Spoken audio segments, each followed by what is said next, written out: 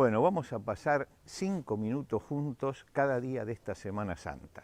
En esos 5 minutos yo voy a hacer una pequeña reflexión, dar un pequeño mensaje y dejar una inquietud que nosotros podemos elaborar durante todo el día.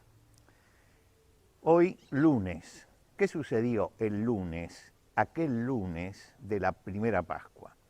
El lunes sucedieron 3 cosas. La primera cosa que sucedió es que Jesús secó la higuera. La higuera era un símbolo de Israel y Jesús la secó. Está diciendo, acá se termina algo.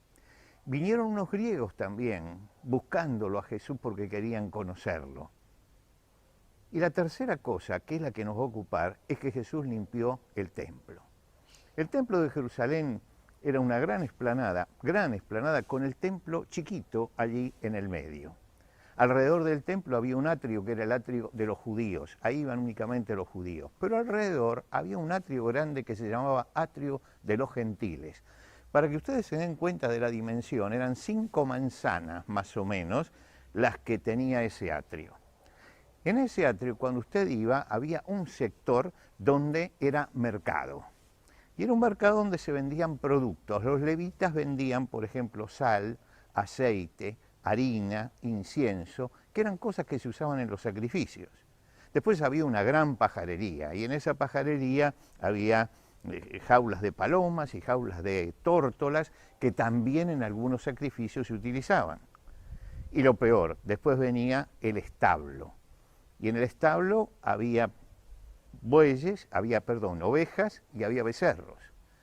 Se dice que durante la Pascua se sacrificaban, y esto lo dice Flavio Josefo, alrededor de 250.000 sacrificios se hacían. Imagínense usted lo que serían los animales que iban al sacrificio y que estaban en ese lugar, el olor que debía despedirse desde ese lugar. Y más adelante, ya en la entrada misma del atrio de los gentiles, estaban los banqueros, los que estaban en el banco, los que cambiaban moneda. ¿Por qué? Porque cuando uno llegaba al santuario, primero tenía que pagar medio ciclo, que sería como el peaje, para poder entrar, medio ciclo. Medio ciclo significaba 2 días de trabajo. Y después tenía que cambiar, porque dentro del templo usted no podía comprar nada sino con moneda del templo, una moneda totalmente diferente. Al cambiar usted perdía el 12%. Supongamos que usted necesitaba cambio.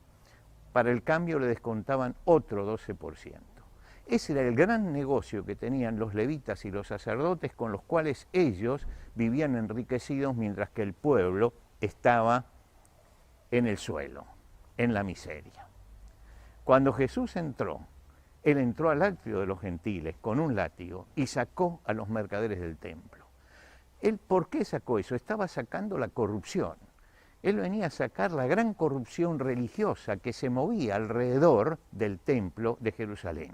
La gente iba para vivir un momento espiritual y Jesús vino para que eso fuera realmente un lugar espiritual. Se encontraban ellos que eso era una cueva de ladrones. Ahora, todo esto nos tiene que hacer pensar esta mañana de lunes. Cuando llegamos al Nuevo Testamento se dice que el templo somos nosotros, que nuestro cuerpo es templo del Espíritu Santo. Cuántas cosas hay muchas veces en el templo de nuestra vida que son como los mercaderes en el templo, la parte de corrupción. Y yo creo que esta mañana, comenzando esta semana de Pascua, en este lunes, tendríamos que pensar en esto. El apóstol Pablo, hablando de la corrupción que venía a los cristianos en Corinto y de la forma en que ellos cedían a la corrupción, él dice, limpiaos pues de la vieja levadura, esto es, de la vieja podredumbre, que muchas veces está presente todavía, para que seáis una nueva masa, porque vuestra Pascua, que es Cristo, ya fue sacrificada por vosotros. ¿Por qué no pensamos?